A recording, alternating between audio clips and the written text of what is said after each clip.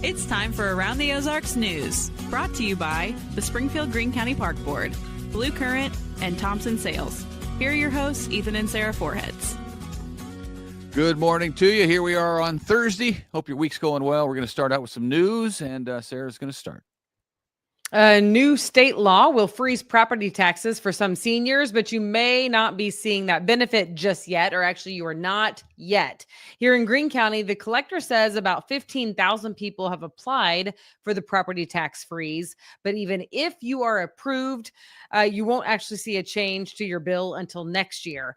In 2025, when the assessor reassesses everything, that's when the tax credit will appear on your statement. Seniors across the state do have until next year, June 30th of 25 to apply for this.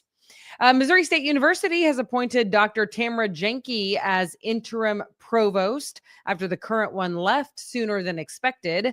Dr. Jenke is known on campus in the College of Natural and Applied Sciences. Still no word on why John Jasinski is leaving his provost post early, but he was one of 3 finalists to replace the outgoing president, Cliff Smart. So far, they've had more than 60 people apply for the permanent provost job. Okay.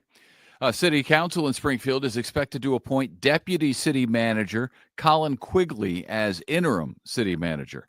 The city is also on the hunt for a permanent replacement for the outgoing city manager, Jason Gage. His last day is January 11th. Quigley is not a candidate for the permanent position, apparently, but is well-versed in all the responsibilities there, too, having been with the city since 2007. Gage's vacancy is expected to be posted the first week of January. You may have heard about this a little bit. Bird flu is on the rise in different parts of the country. It's apparently here in Missouri as well. The State Department of Conservation suspects there's an avian flu outbreak among Missouri waterfowl. People are finding sick and dead ducks and geese all across the state. Investigators are taking the birds in to be tested. Now, you should know this is not an immediate public health concern. It is a bird-to-bird virus primarily, not bird-to-human.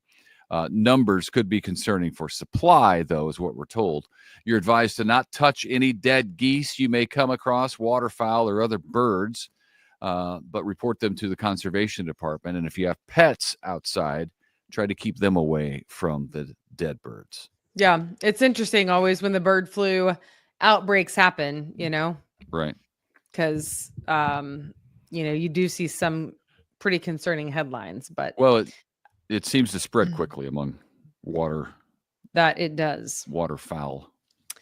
All right, switching gears now. Evangel University just got a big gift. Robert and Sandra Graper had 4 of their 6 kids attend Evangel. Both of them passed away in recent years and left $5.6 million to the university.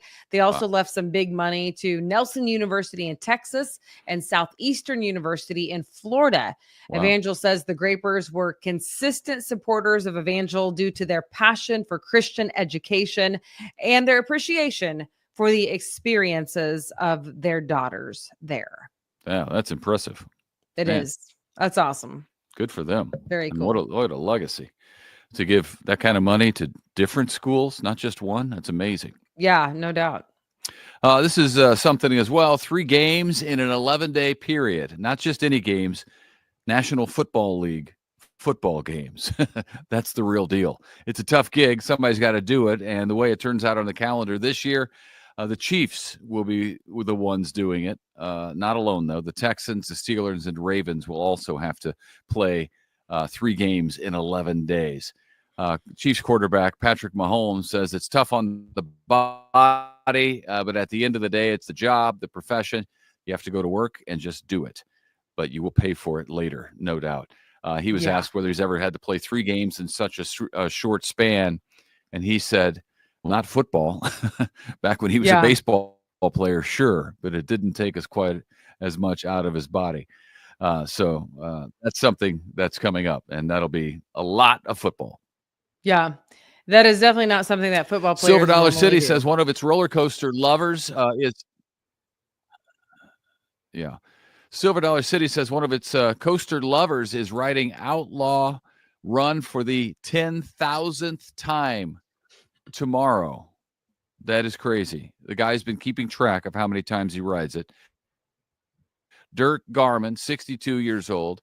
He's been riding the coaster frequently since it opened back in 2013. He makes trips monthly to Silver Dollar City from Illinois, logs about 100 rides per visit. Wow. Management is going to do something to show him some love to mark the occasion because that is, 100 times per visit.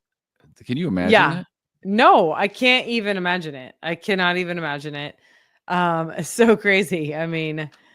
But what a cool little gig that he's got going, So I don't know what they're going to do, but we'll find out. It's neat. All right, we've told you about some upcoming events this weekend. I know it's only Thursday, but you can start planning now on the 13th and the 14th. So today's the 12th. So you got a day to plan. Don't forget that the Santa Claus and the Springfield Holiday Express will be on Park Central Square in downtown. You can take your pictures with Santa Claus.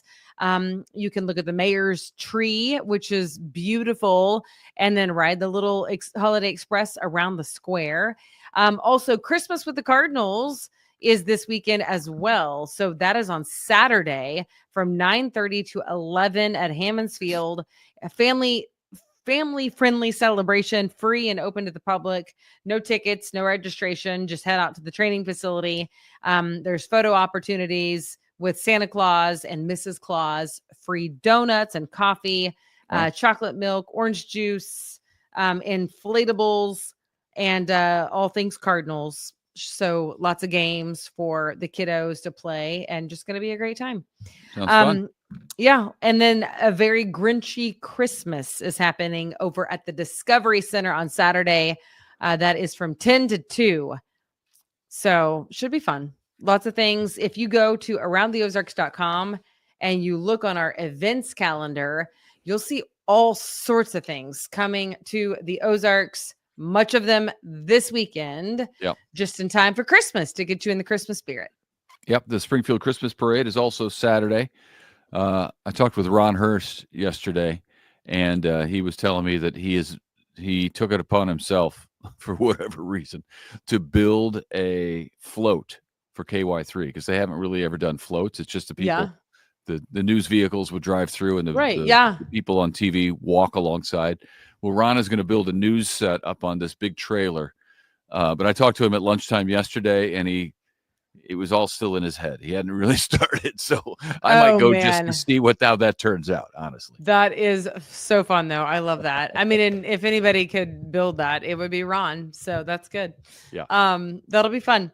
Well, hey, we have 2 contests we've been telling you about aroundtheozarks.com. You can win a Justin Ross signed jersey from the Chiefs, as well as some custom gear from Branson as the official vacation destination of the Kansas City Chiefs and Around the Ozarks. So make sure that you are playing the Branson Bowl at aroundtheozarks.com. And if you are playing, you will need this week's keyword.